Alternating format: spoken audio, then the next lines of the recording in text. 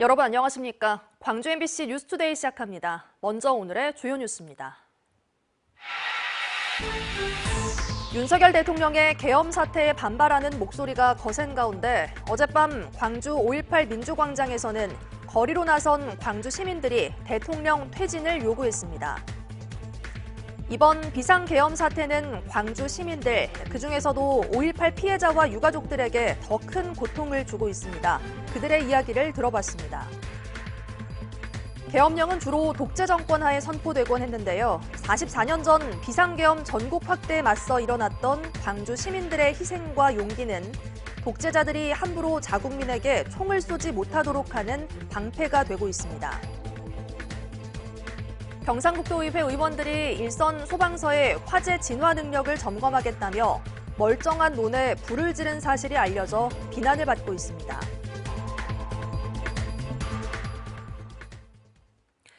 그젯밤 윤석열 정부의 비상계엄 선포는 5.18을 겪었던 광주 시민들에게는 더 큰 충격이었습니다. 뜬 눈으로 밤을 보낸 시민들은 44년 전처럼 다시 거리로 나섰습니다. 천홍희 기자가 현장 취재했습니다. 44년 전 시민들이 모였던 5.18 민주광장으로 또다시 시민들이 나왔습니다. 난데없는 비상계엄으로 큰 충격을 받은 시민들이 한자리에 모인 겁니다. 헌정유린 내란 속에 윤석열을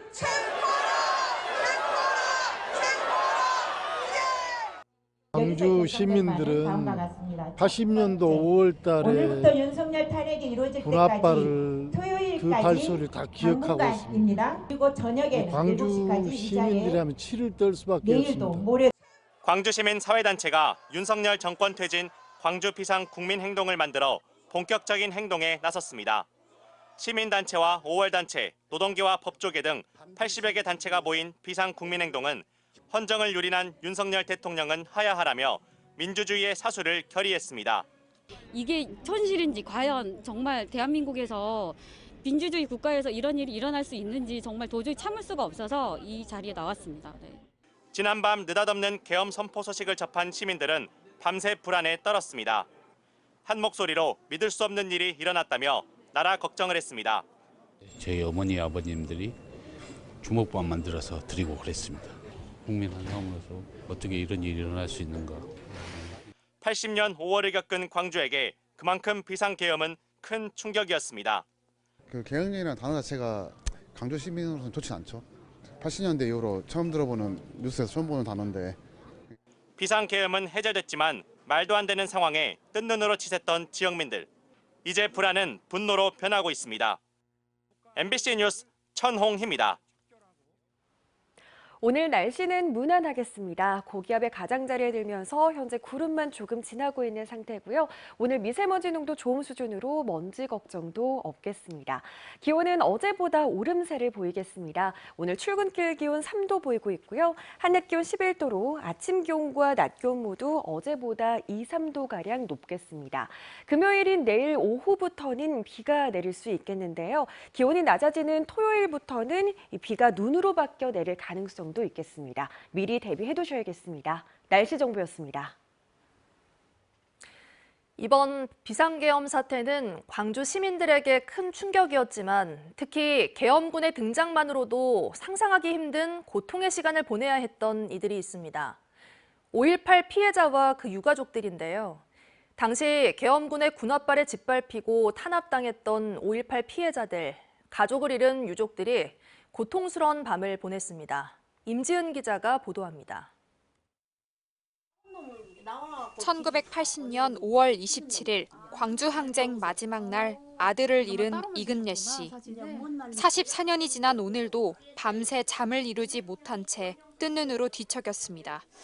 계엄군이 국회 유리창을 깨고 들어가는 모습을 보고 있자니 군사독재 시절이 떠올라 가슴이 철렁 내려앉았습니다. 웜에 난 뭔 일 날까만 여쭤이러고 잠 한심 난다고 그거 보면서 웜에 저래 또 강주식으로 모두 저래 우한 다른 뭐 쳤까 그래가지고 웜에 떨려갖고 혼났어요 내가. 그날의 아픔을 또 겪게 되는 것은 아닐까. 서울에 살고 있는 딸에게 밖으로 나가면 안 된다며 당부하고 또 당부했습니다. 그러면 가슴이 팔딱팔딱 뛰고 춤이 막 입에서 다 버투고 환장하겠더라고. 그것을 본 게. 어머니 저 사람들 올지 않다 들어가면 왜 저럴까 저러다 죽으면 어쩌려고. 그래갖고 전화로 밤낮 너그러 애기들 잡고 있어라. 나가지 마라 잡고 있어라. 전남도청을 끝까지 지키다 붙잡혀 끔찍한 감옥 생활을 견뎌내야만 했던 김태찬 씨도 큰 충격에 빠졌습니다. 동료와 선후배가 피 흘려 이룬 민주주의가 한없이 무너지는 상황을 지켜보며 두려움에 떨어야만 했습니다. 두 번 다시 생각하기가 힘든 거거든요. 탱크를 앞세워서 헬기를 앞세워서 거리에 뛰쳐나온다는 것은 또 다른 희생자가 나올 수 있다는 얘기거든요. 그럼 제2의 5.18이 된다는 것은 정말 두렵고 무서운 얘기죠.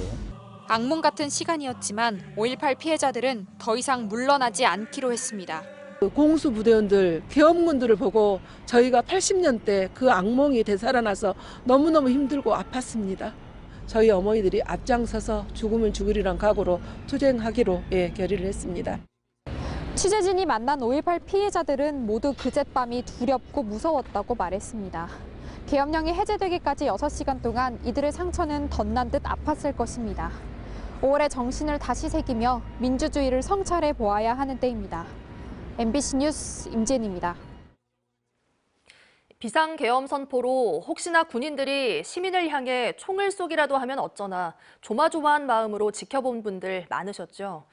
5.18 광주 학살의 비극, 또 지금껏 진행돼 온 진상규명의 노력들이 국민의 군대가 자국민을 향해 방아쇠를 당기지 않을 수 있도록 하는 데 역할을 했다는 분석입니다. 이어서 송정근 기자입니다. 해방 이후 지금껏 계엄은 10차례 선포됐고 이 중 가장 최근의 비상계엄은 45년 전인 1979년 박정희 대통령 서거 직후에 내려졌습니다. 대통령 피살이라는 초유의 사태에 내려진 비상계엄. 하지만 전두환을 비롯한 군사 반란 세력은 1980년 5월 17일 자정을 기해 비상계엄 전국 확대라는 군사 쿠데타를 감행했습니다. 12.12 군사 반란으로 군권 장악에 성공한 전두환은 완전한 정권 장악을 위해 5.17 비상계엄 전국 확대라는 쿠데타를 일으켰습니다. 전국이 숨죽이고 있을 때 오직 광주 시민들이 특별한 용기를 냈고 이는 5.18 광주항쟁으로 발전했습니다. 광주 시민의 행동이야말로 인간이 극한 상황 속에서도 얼마나 위대한 선택을 할 수 있는지를 보여준 인간 승리의 대서사시였던 것입니다. 이후로도 계엄령은 독재자들이 위기에 처할 때마다 만지작거리는 카드였습니다. 전두환은 87년 6월 항쟁 때 계엄을 선포하려 했습니다. 시위 진압에 공수부대를 포함한 군부대 투입을 검토한 건데 광주 MBC가 입수한 육군 비밀 문건에는 발포 명령까지 언급돼 있었는데 시민들의 저항에 막혀 선포되지는 못했습니다. 박근혜 대통령이 탄핵 위기에 몰렸던 지난 2016년에도 계엄이 선포될 뻔했습니다. 당시 조현천 기무사령관은 계엄령 시행 준비를 하는 문건을 지시한 혐의로 재판에 넘겨지기도 했습니다. 병력 이동도가 더 구체적으로 나와 있습니다. 그리고 톨게이트, 내부순환도로, 그리고 성산대교부터 성수대교까지 10개의 다리를 계엄군이 장악하는 것으로 나와 있습니다. 그리고 8년 만에 다시 준비된 비상계엄. 87년 6월 항쟁과 2016년 촛불 항쟁 때와 달리 이번에는 실제 선포로까지 이어졌지만 유혈 진압으로까지 이어지지는 않았다는 점에서 다행이라 할 수 있습니다. 여기에는 5.18 때 광주 시민들이 보여준 저항과 용기가 시민들과 국회의원들에게 영향을 미쳤다고 볼 수 있습니다. 한번 경험을 해본 것 때문에 국회의원들도 국회로 곧장 모였고 또 하나는 국민들도 그러한 국회를 지키기 위해서 국회 앞으로 나간 것이 시민들을 무차별 폭행하거나 총을 쏴 사살할 경우 역사에 씻을 수 없는 죄인이 될 수 있다는 사실은 군인들에게도 잘못된 명령은 따르지 말아야 한다는 교훈으로 작용한 것으로 보입니다. MBC 뉴스 송정근입니다.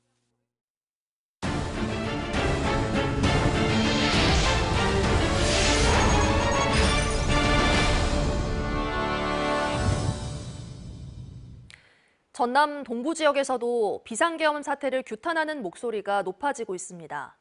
76년 전 여순 사건을 겪었던 전남 동부 지역의 시민사회 단체들은 대통령 탄핵과 내란죄 처벌을 위한 전면적인 저항운동을 선언했습니다. 보도에 최우식 기자입니다.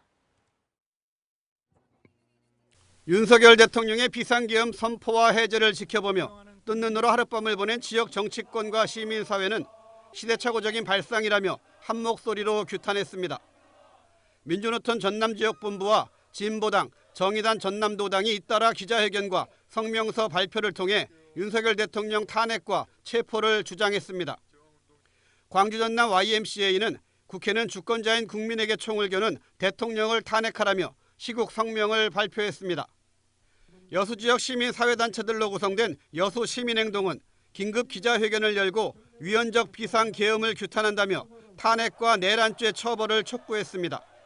국민의 생명과 안전을 수호해야 할 대통령이 국민에게 총뿌리를 겨눴다는 사실에서 우리는 더 이상 그를 대통령으로 인정할 수 없다.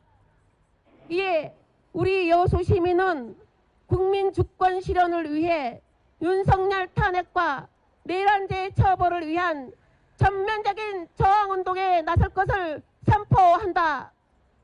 여수시민행동은 앞으로 지역시민사회단체가 연대해 여수시민 비상행동 시국대회를 이어갈 예정입니다. 순천 지역에서도 시민사회가 함께하는 비상시국대회와 긴급 기자회견을 열고 대통령 탄핵은 국민의 명령이라며 국회의 즉각적인 행동을 요구했습니다. 국격을 훼손하고 44년 역사를 뒤돌리려는 이런 망동을 했을까요? 뭔 음모가 있을까요? 전남도 의회와 광주시 의회도 기습적인 비상계엄령 선포가 5.18을 떠오르게 한다면서 대통령 탄핵과 수사, 책임자 처벌을 주장하는 공동 성명서를 채택했습니다. 어제 국회에서 열린 더불어민주당 시국대회에 참석했던 지방의회에서도 오늘부터 윤석열 대통령의 비상계엄을 규탄하고 탄핵을 촉구하는 성명 발표가 잇따를 전망입니다. MBC 뉴스 최우식입니다. 비상계엄은 윤석열 정부의 국정 난맥상과 대통령 부부의 각종 비리 의혹 등으로 끓어오르던 국민의 분노에 기름을 붓는 격이 됐습니다. 시민들은 피와 땀으로 일군 민주주의에 조종을 울리려 했다며 윤석열 대통령은 즉각 자리에서 내려오라고 목소리를 높이고 있습니다. 안준호 기자가 보도합니다. 총검을 찬 계엄군의 국회 본관 난입. 민주주의 심장부가 유린당하는 모습은 밤새 전파를 탔습니다. 도심 곳곳에 모인 시민들은 TV 앞에 모여 비상계엄령 관련 뉴스를 초조한 마음으로 바라봤습니다. 삼권 분립이라는 민주주의의 기본조차도 이해 못한 듯한 대통령의 비상계엄 선포는 충격을 넘어 분노로 이어졌습니다. 시민 입장을 봤을 때는 정직하지 않고 공정하지 않은 나라가 돼가고 있지 않나. 아니 깜짝 놀랐어요. 아니 요즘에 뭐 계엄령 선포해서 국회를 갖다 마비시킨 것이 거의 대통령이 거의 할 일이겠어요? 그래서 좀 불쾌하더라고 많이. 어이가 없었고 좀 이런 표현 좀 심하지만 미친 짓이라고 생각합니다. 아마 국민들이 가만히 있지 않을 겁니다. 환율 폭등 같은 국가 경제와 버거운 서민들의 살림살이도 외면한 채 오로지 자신의 권력 유지에만 힘을 쏟는 대통령을 시민들은 원치 않습니다. 이거는 뭐 헌법에 맞지도 안 하고 그다고 저는 대통령 하야해야 된다고 생각합니다. 예, 이거는 국민에 대한 전쟁을 선포한 거나 마찬가지이기 때문에 권력자의 전횡을 막고 이루어온 민주주의. 세계에 내놓을 만큼 자랑스럽던 국격이 하루아침에 무너져가는 상황은 특히 미래 세대에게 더 큰 논란과 실망으로 다가왔습니다. 학생들이 시국 선언을 하고 있습니다. 이런 상황에서 계엄령을 선포하는 것 자체가 정말 잘못되었다고. 뉴스에서 군인들 동원되고 국회에 막는 거 보고 좀 무서웠습니다. 너무 경제 상황에 신경을 안 쓰는 것 같아가지고 하루빨리 탄핵됐으면 좋겠습니다. 수업 들어가자마자 출석 체크 하시더니 바로 하시던 얘기가 수업 관련 얘기가 아니라 비상계엄령 선포 얘기 봤냐. 대통령 한 개인의 판단을 가지고 비상계엄령을 선포했다는 사실, 그리고 그 부분을 민주적 절차에 의해서 또 철회했다는 사실, 이 자체가 세계인의 시선으로 봤을 때는 코미디 그 자체가 아닌가. 위임한 권력으로 민주주의를 훼손하고 있는 대통령. 반드시 책임을 물어야 한다는 시민들의 분노가 들불처럼 번지고 있습니다. MBC 뉴스 안준호입니다. 순천 광양 곡성 구례갑 김문수 국회의원이 정치자금법 위반 혐의로 검찰에 송치됐습니다. 순천경찰서는 김문수 의원을 정치자금법 위반 혐의로 불구속 송치했다고 밝혔습니다. 김 의원은 22대 국회의원 선거 당시 차량과 숙소를 불법적으로 지원받은 혐의를 받습니다. 한편 김 의원에게 차량 등을 제공한 인사 2명도 함께 검찰에 송치됐습니다.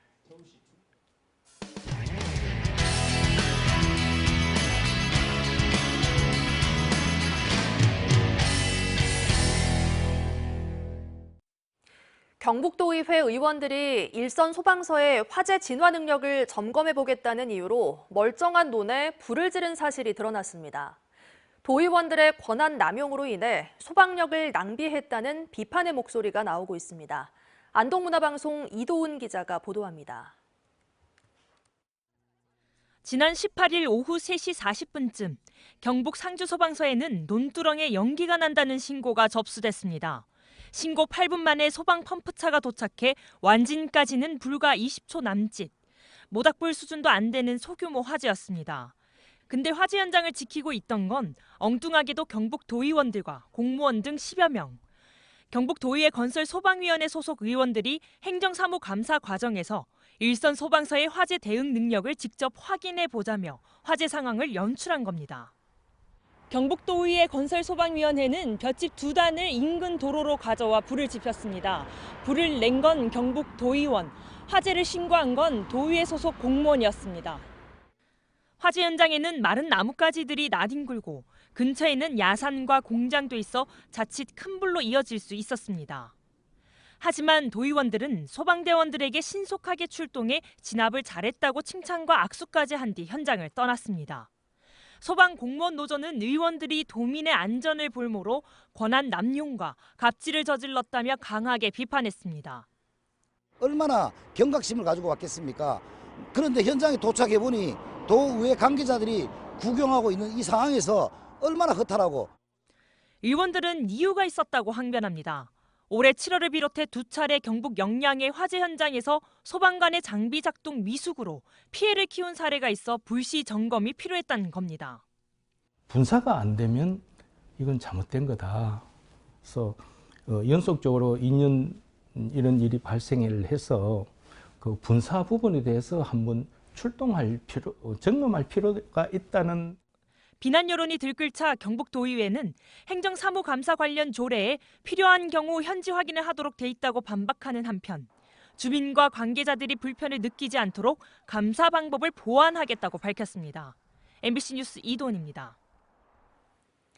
롯데그룹이 전사적으로 유동성 확보에 나서면서 울산에 있는 백화점과 호텔 매각설도 꾸준히 흘러나오고 있습니다. 전국적으로 자산 재평가에 들어간 가운데 지방에 있는 호텔 자산이 최우선 처분 대상으로 알려져 지역 경제계도 촉각을 곤두세우고 있습니다. 울산문화방송 이상욱 기자입니다. 롯데그룹의 유동성 위기설이 확산하면서 지방 호텔과 백화점을 중심으로 매각 작업이 진행되고 있습니다. 롯데백화점 부산 센텀시티점은 지난주 매각을 위한 본 입찰 결과 4곳이 참여해 이번 주 중 인수자가 확정됩니다. 앞서 롯데백화점 마산점은 지난 6월 영업을 종료한 채 지금까지 방치돼 있습니다. 마산점은 지난해 매출이 740억 원에 그쳐 전체 32개 점포 가운데 최하위권을 기록했습니다. 이처럼 지방 롯데백화점 매각이 잇따르면서 울산점 매각설도 꾸준히 흘러나오고 있습니다. 지난 2001년 문을 연 롯데백화점 울산점은 한때 연매출이 3천억 원을 육박했지만 최근 들어 매출이 급격히 줄어드는 추세를 보이고 있습니다. 무조건 실적으로만 좀 볼 거는 아니고요. 어느 정도 이익이 좀 있는 점포에 해당되는 상황이라서 만약 울산점 백화점만 하려고 하면은 호텔이랑 같이 연결돼 있지 않습니까? 그럼 같이 해놔야 되는데 그게 쉽지는 않아 보입니다. 롯데쇼핑은 울산점 매각과 관련한 공식 입장은 아직까지 내놓지 않고 있습니다.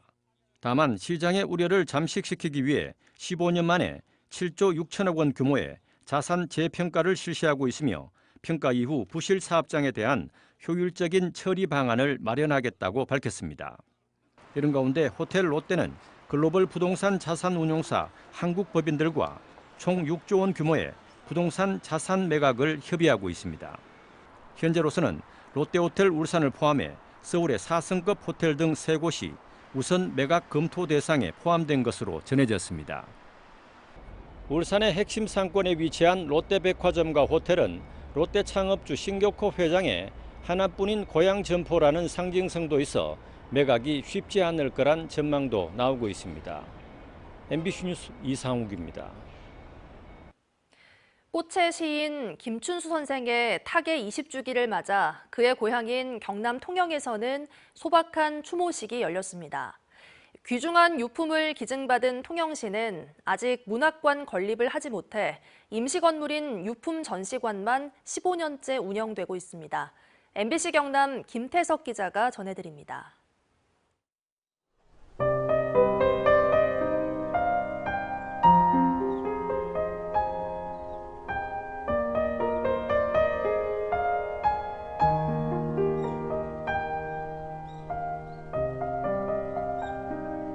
(1922년) 통영에서 태어난 김춘수 시인은 1952년 마산중학교 교사 재직 때 그의 대표 시인 꽃을 발표했습니다. 1960년 경남대 전신인 해인대학 재직 때는 3.15 의거를 목격하고 100원 이하의 꽃잎처럼이 날을 남겼습니다. 이후엔 의미와 관념을 거부하는 무의미 시를 주창했다가 관념으로 굳어지기 전에 아주 소프트한 부드러운 굳어지기 이전의 세계가 시였어요. 예술, 시는 예술이다. 이런. 만년엔 의미시, 관념시로 돌아갔습니다. 2003년 11월 전영림 화가의 미수전에 참석해 MBC 경남과 단독 인터뷰를 했습니다. 사찰 단청에서 온 거예요. 그런 식으로 그걸 단청 아래인지 자기 것으로 만들었다. 근데 이게 하나 발견이에요. 그리고 이듬해 11월 향년 82살에 타계했습니다. 통영 예술인들이 김춘수 선생의 삶과 시 세계를 기리는 20주기 추모식을 열었습니다. 선생이 좋아하던 커피를 올리고 꽃을 바치는가 하면 선생의 시를 낭독합니다. 2008년 개관한 김춘수 유품 전시관에는 선생의 양력과 초기부터 말기까지 작품 6필 원고들이 있습니다. 초기에 릴케의 영향을 받아서 어떤 감성적인 그런 시, 우리가 잘 알고 있는 꽃, 부다페스트에서의 소녀의 죽음 이런 정도의 시가 전시되어 있고요. 또 유족이 기증한 옷과 사진, 책 등 생전에 사용하던 유품을 전시하고 서재와 비슷한 형태로 김춘수 방을 꾸몄습니다. 하지만 김춘수 문학관은 건립되지 못하고 임시 건물인 유품 전시관으로 15년째 이어지고 있습니다.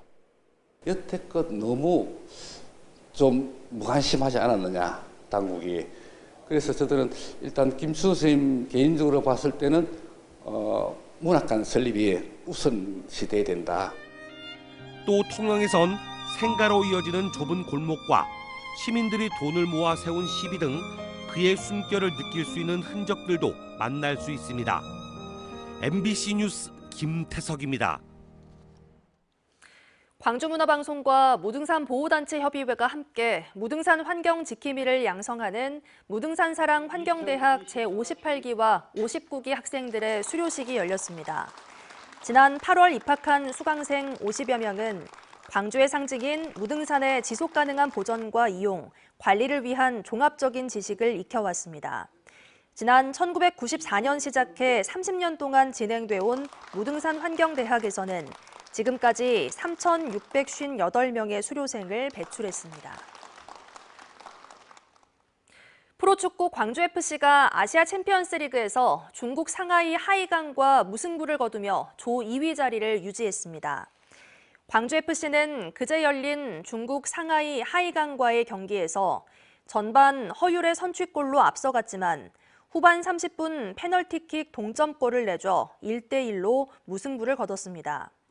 광주FC는 후반 상대 선수가 퇴장당한 이후 수적 우세 속에서도 동점골을 내준 게 뼈아팠습니다.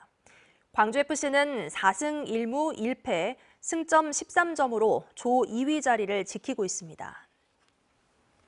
오늘 날씨는 무난하겠습니다. 하늘 모습 보시면 고기압의 가장자리에 들면서 구름만 조금 지나고 있는 상태입니다.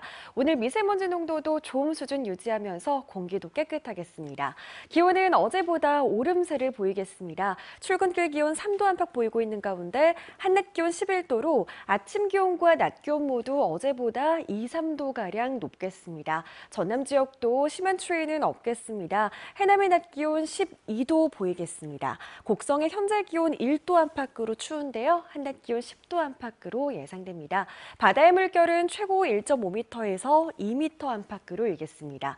금요일인 내일 오후부터는 비가 내리기 시작하겠습니다. 토요일 광주의 기온 2도 안팎까지 큰 폭으로 낮아지면서 비가 눈으로 바뀌어 내릴 가능성이 있겠습니다.